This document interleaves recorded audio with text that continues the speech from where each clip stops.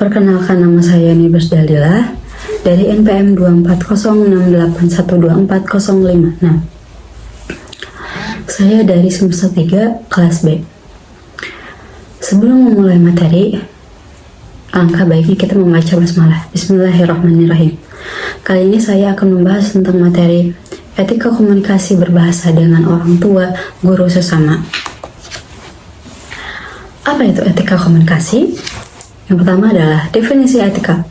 Definisi etika menurut etimologi berasal dari bahasa Yunani, ethos yang berarti watak, kesusilaan.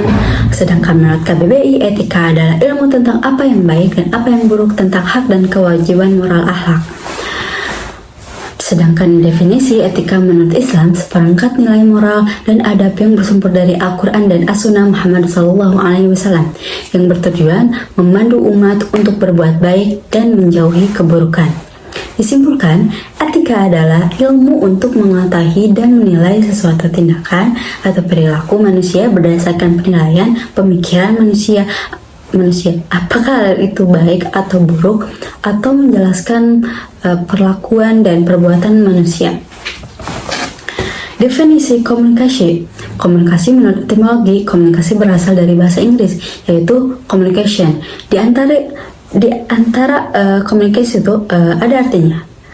Komunikasi adalah suatu proses pertukaran informasi di antara individu melalui sistem lambang-lambang, tanda-tanda atau tingkah laku.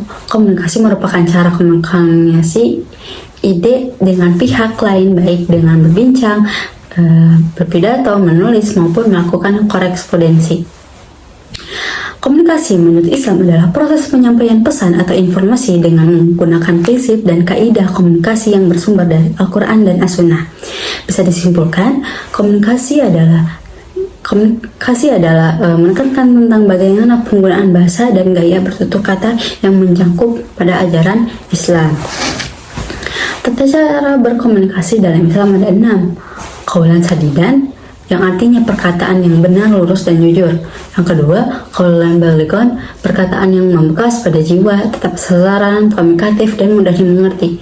Yang ketiga, qaulan masyura, perkataan yang ringan. Yang keempat, qaulan layyina, perkataan yang lemah lembut. Dan yang kelima adalah qaulan karima, perkataan yang mulia.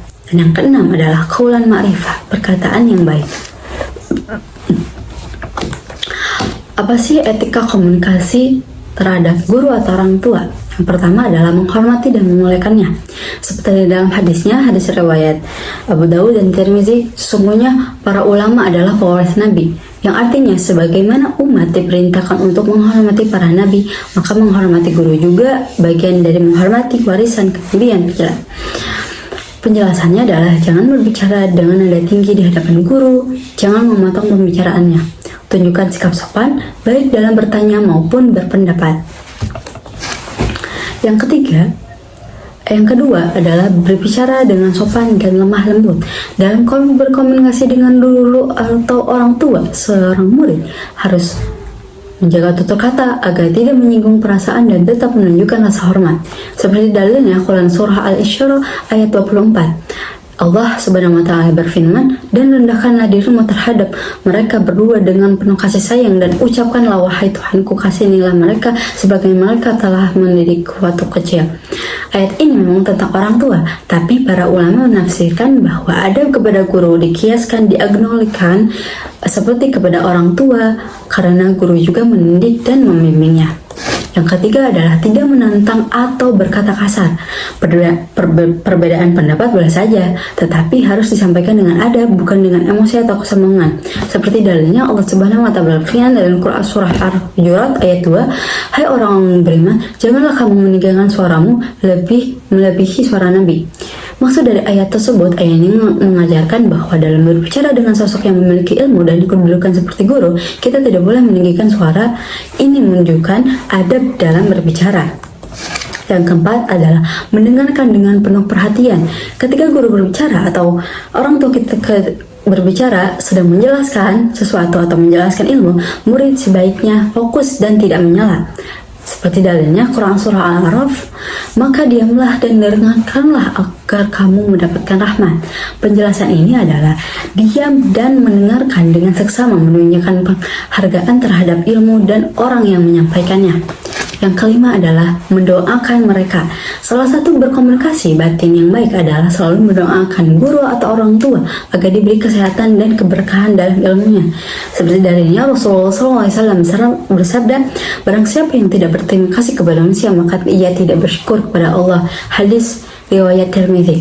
Penjelasan guru atau orang musuh termasuk orang yang biasa, maka berterima kasih dan mendoakan agar syukur kepada Allah Subhanahu wa taala.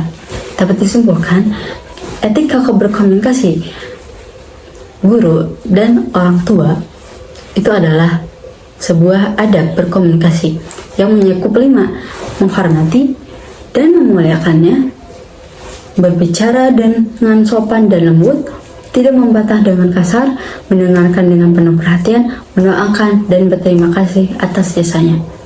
Sekian, terima kasih. Itulah materi yang saya sampaikan. Wassalamualaikum warahmatullahi wabarakatuh.